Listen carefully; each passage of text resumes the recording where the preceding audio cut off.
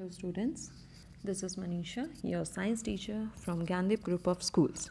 Now today we are going to discuss about chapter microorganisms. As we have studied earlier about the types of microorganisms and their uses and how they are harmful to us. As you know very well, microorganisms are harmful to us, and to remove their effect, some antibiotics and vaccines are also given to you.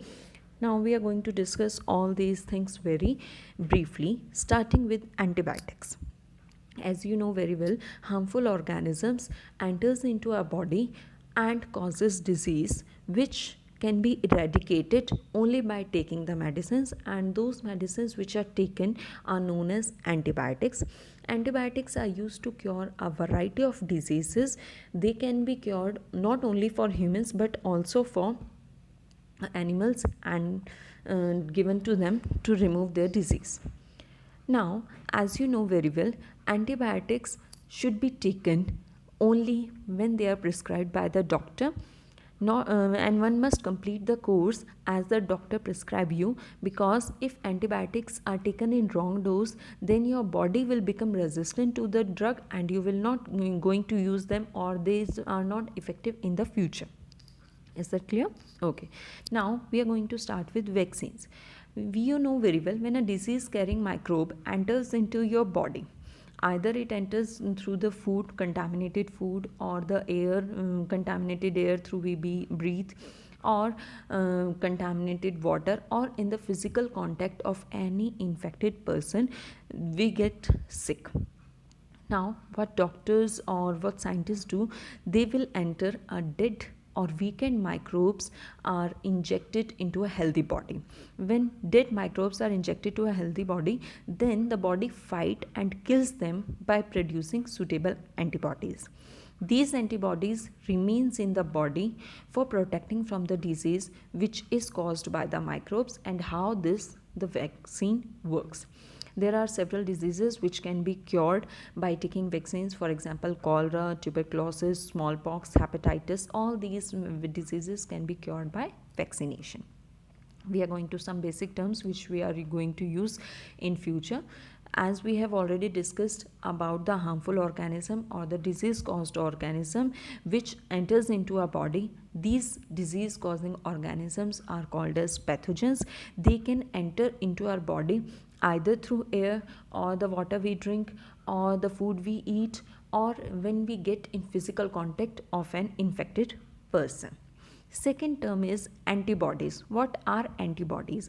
Antibodies are the substances which are produced by our body when some dead or disease causing microorganisms enter in our body automatically produces some substances to fight with those disease causing microbes.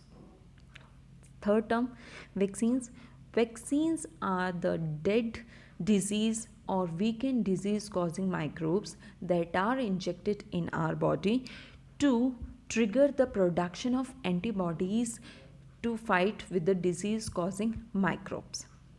These antibodies remain in the body for a long time to protect it against any attack of disease causing microbes. This is the functioning of vaccine, how it works. Fourth term is vaccination. The process of protecting the body from pathogens with the help of vaccines. What are vaccines actually doing? Vaccines are just protecting our body from disease causing microbes. This whole process is known as vaccination. Now, there are some insects and animals which are act as a carriers of these disease causing microbes, and the best example are house flies. You know very well that house flies generally sit on the garbage or animal excreta. They carry the pathogen from these contaminated things, and when these house flies will sit on uncovered food, they will transfer the pathogens to the uncovered food, and if someone consumes or eat that contaminated food, will likely to get sick.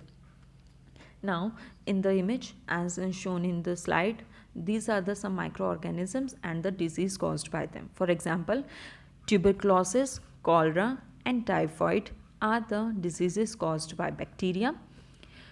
Measles, chickenpox, polio, hepatitis A are the diseases caused by virus. Malaria is the disease caused by protozoa. Now, these causing microbes are not only causing disease in humans, they also cause disease in some animals as well as in plants. For example, anthrax is the type of disease which is caused by these dangerous microbes in cattle as well as humans. Second type of disease is foot and mouth disease in cattle, and it is caused by picorona-virus. There are some disease which are caused in plants also. The image is shown to you. For example, wheat, rice, potato, sugar cane, orange, apple, all these plants and vegetables are having disease which is caused by microorganism.